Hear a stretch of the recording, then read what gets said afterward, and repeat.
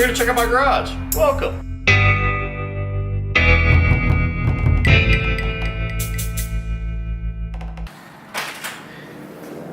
Lee here, the Garage Gym Specialist. We have a very special garage for you guys today.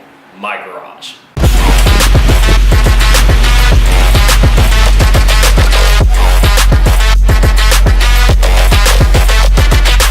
Now, some of you guys are thinking, you're in the fitness business, your partner's at a gym, you have plenty of options and places to train. Why do I spend most of my training here?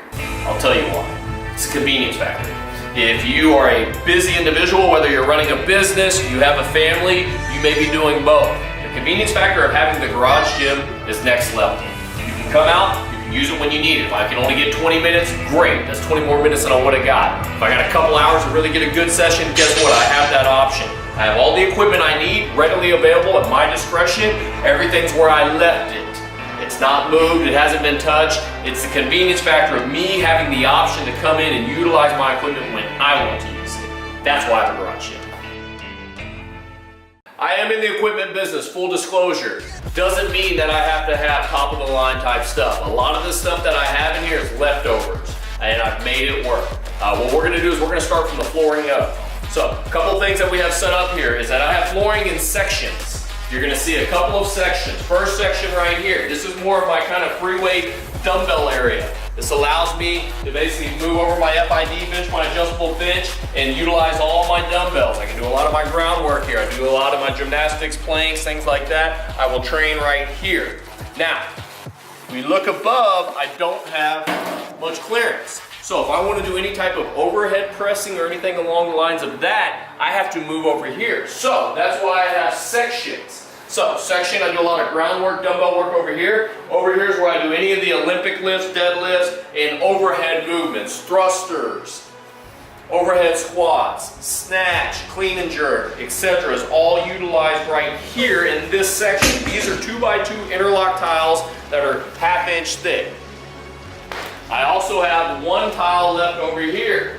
What I actually use this tile for is whenever I do a suitcase carry or a farmer's carry where I need to reset or put it down, I take it out there, I put it at the end of the driveway. That's going to tell me what my distance is, and it's also going to protect the equipment if I have to re-grip, setting it down and re-gripping.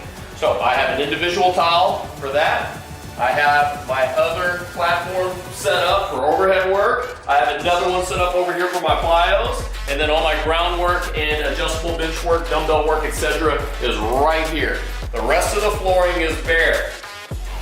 As you can see, there's a little tire track here. Why is that? Because my wife still parks her car in here. I got 2 little kids, and when it's raining, it's cold, or it's too hot, whatever the case may be, we get to utilize the garage still. So she parks right on this, no problem at all. Yeah, you can see a little wear where the tire is, but other than that, these have held up great. I've had this gym for over 2 years now.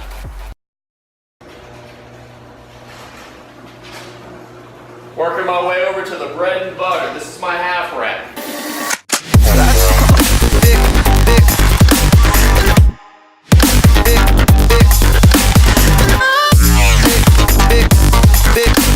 Dynamic Fitness half rack out of Eau Claire, Wisconsin. This is heavy duty stuff. This half rack actually is made by 4x3 material, big oversized J-hooks, heavy duty as it can be, definitely overkill for my strength ability, but I was fortunate enough to come up and have a good deal on this particular unit. What I love about the half rack, the ability to be able to take off the weights, boom, put them off and on with ease. I don't have to walk over there, grab it, it's legitimately right here where I need it, slide it off, slide it on with ease. Also, the big heavy duty half rack comes with the big oversized J-hooks, which I really like. I can even do stuff like rack pulls off of these J-hooks because they're big enough and sturdy enough. Plus they have the heavy duty UHMB protecting the bar as well. So big oversized J-hooks. They got little unique features that make my life a lot easier with numbering. The number kits are phenomenal. Whether I'm setting up for bench, I'm usually on 8. If I'm setting up for squat, I'm usually on 12. I already know where my number's at, so it's easy to adjust. So I maximize my time in here because that's all I got. Next, what we have back here is this one actually has 2 bar holders. So I have additional bars back here. These are mainly my bars. I have my 8 bar, which is kind of my Olympic bar that I use, pretty universal bar. It's a chrome bar with a black oxide. Now my new toy, which I love and I highly recommend this bar, is it's made by the Texas Power Bar, but it's actually their brand new version of the Texas All-American Bar. And they are some of the best bars out there, bar none, no pun intended. And a couple of pull-up options that I have. I have my traditional pull-up bar here that I can use, and on the back side I actually have a multi-grip or a neutral grip bar that I can do neutral pull-ups for. So pretty standard, big heavy duty, 2 options for the pull-ups. Then what I do around here is I have my rings on this end, and essentially what I do with my rings is I'll do ring push-ups, ring rows, things of that nature, and I just keep them attached up there. When I'm not using them, I simply take them back over here, get them out of the way. If you look at my plate tree holders, you will see color fleck bumper plates. I love these. Big fan of them. They are color coded to match the Olympic weightlifting competition weight set. Now, what the color fleck does in this series is actually makes them a little bit smaller. Now, what this does is a couple things. The first thing it does is that this tin never sees the ground when used with other plates. So that's gonna make the life of your 10-pound last a lot longer. Usually what's the first that goes, your 10, your 15s, and then your 25s. The bigger plates tend to last a little bit longer because they got more width on the plate to be able to absorb a lot more of the impact. Every garage gym must have a whiteboard. As you can see on this whiteboard, we have some pretty high-tech programming coming in here. My 5-year-old utilizes the whiteboard just like I do. Can you tell whose handwriting is the 5-year-old and whose is mine? I'll let you guys figure that out. I train in the mornings. I get a very short amount of time to train, anywhere from 25 minutes up to an hour is usually the range of where it's at. The clock, I set it as soon as I walk in. I get 1 hour to make it happen if I have that much time, and I take advantage of that full time because that's all I got. 9-bar holder always seems to be like it's gonna be too much or a lot when a lot of people think about it. But here's what I love about the vertical 9-bar holder, is that it's versatile where it can hold different size bars. I got everything from a curl bar to a female bar, farmer's handles, to my kids bar, to a PVC pipe, to a landmine. So 9 bars does seem like a lot, but if you have dumbbell handles, farmer's handles, even a PVC pipe, this thing will fill up fairly fast. All right, the next item. This is kind of my all-in-one modular racking system. I'm gonna start from the top and work my way down. Typically on a modular rack, we like to go double bar at the top. The reason we like to go double bar at the top is that we can put the balls, things of that nature up here. What I don't wanna do is take a 70-pound kettlebell and put it up here. Because what does that mean when I take it off? Gravity's gonna do what it does and subject to bring it down. I like to have the heavier weights that are no higher than chest height on down. So I usually go double bar up top. I can put, I got a yoga mat, I got a rumble roller, I put my fitness ball up here. It's my wife's, it's pink, I know. I do use it though, there's no shame in the game. I got my pink 14-pound wall ball up here. And then over here, what I also use this for is my drying rack.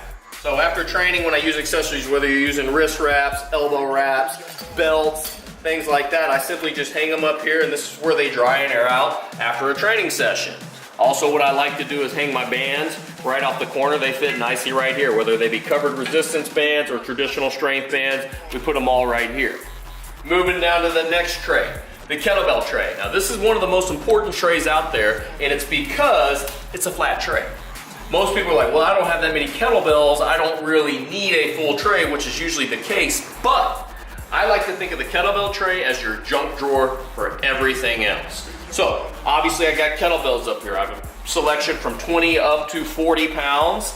I got a couple of 35s, a couple of 40s, a 30 and a 20, a bit of a smorgasbord, but this works for me where I'm at. I do have a couple of heavier ones that I tend to keep on the ground, but this takes up maybe half the tray at most. I still have this tray full. And if we work our way down, I put my collars on here. I have several different styles of collars that you see. These are the Oso Collars, the Mighty Collars that actually came on my daughter's kid bar. And guess what? These are my favorite. They're the easiest to get off and on. They hold very securely, and it just makes with ease. Now, if I need something, if I'm going something where I need a lot more bite, then I go with the true full-size Osos. These are heavy duty. These will not come off whatsoever. Now, I'll tell you a little trick about these from experience. First and foremost, this is a 2-click system. So if I'm getting an Oso collar, it's a 2-click system. 1, 2. The reason it's a 2-click system, it opens this up all the way to be able to slide off and on the bar. If we only open it up 1, a lot of times it'll get hung up on there. If I go 2, it locks it open. So gym hack number 1. Gym hack number 2, when this is closed on here and we have pressure on there when it's on the barbell, be careful when opening this. This thing will mousetrap you. See how it snaps up? If you have your hand there, it's subject to mousetrap you. So when we go to open this, be sure that finger is clear so you don't get mousetrapped. 1, 2, slide off, on, 1, 2. Boom, boom, with ease. So, Oso collars, some of the best collars in the business, bar none. You're gonna pay for them, but they're gonna last. They got a solid warranty and they're not going anywhere. You don't have to worry about retightening anything with Oso collars. So, dumbbells, pretty self-explanatory. I have a smorgasbord of dumbbells. I probably would have taken a different approach in hindsight, but here's where I'm at. I basically have a 5 through 45 pound set of rubber hex dumbbells in 5-pound increments minus the 35s. Underneath here, I have a pair of 85s, I have a pair of 95s, and one 100. I have a couple of kettlebells. These are my heavier kettlebells. Like I said earlier, you don't want a kettlebell that's gonna be too high, that makes it awkward. This is actually a Cerakote kettlebell, believe it or not. It's not a powder coated, it's a Cerakote. It's held up quite well. This was actually a rusted out kettlebell that I had through an order that wasn't being utilized, so I had one of my members at my gym Cerakote it to kind of test it out. It's held up great. We did a little custom Texan logo for the obvious reason, go Texan, we are #1 in the division right now. So stay tuned for that. So this is the air bike or the torture device. I really like the air bike. I'm a big fan of air bikes. First off, non-impact. So it's really versatile, has an upper body and lower body component. I can do nice, steady state cardio and have a conversation and everything's fine. Or I can pick it up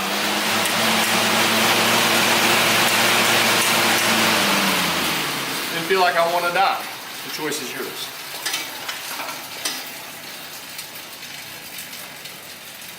So, turf strip basically comes in a big roll. What I do is I just take it, I pick it up,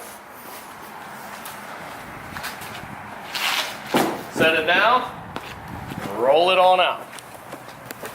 The turf I store upside down. The reason I do that is that when it's stored away, the memory will roll up the flooring in this manner. Now, by going upside down, when I flip this over, guess what? The memory works in my favor. Is great for using sleds. It has a 5mm rubber backing with turf infused into it. This is a very high-end turf that allows me to roll it up, use it on the concrete. We've had sleds tested up to 1,000 pounds, pushed on this and it doesn't bunch up. Talk about my plyo boxes. Now these are pretty unique. These are actually very unique. These are aluminum plyo boxes. Made out of aluminum, light, durable, stackable, easy to use. So, this is a 12-inch plyo box brought to you by Ape Sports. This video is brought to you by Ape Sports. Ape Sports is actually our media company that now handles all of the Garage Gym Specialist videos, Fitness Depot Houston, Northern Lights Fitness, so stay tuned, a lot more coming from Ape Sports. And putting yourself in a position to succeed makes all the difference in the world. A big part of the garage gym movement, I think, is predicated on people like me that have adopted the lifestyle but also have other priorities as well. Doesn't mean I abandon the lifestyle, I just make other provisions and investments to allow me to utilize that lifestyle. Plus, it's on us to pass on all the habits, the good, the bad, and the ugly. It's imperative that we pass on more good habits than bad and ugly, and they're gonna see it all. So I highly recommend, if you're a new parent, to get a garage gym so you can utilize your time and maximize your time, and then also allow them to come out. And they're not going to come out on every single workout, but you bet you will have some of the funnest times with them out here watching and working out. I love it. Obviously, we need to keep them safe and do it the right way, but into something that I wouldn't trade for. It would make you change your mind.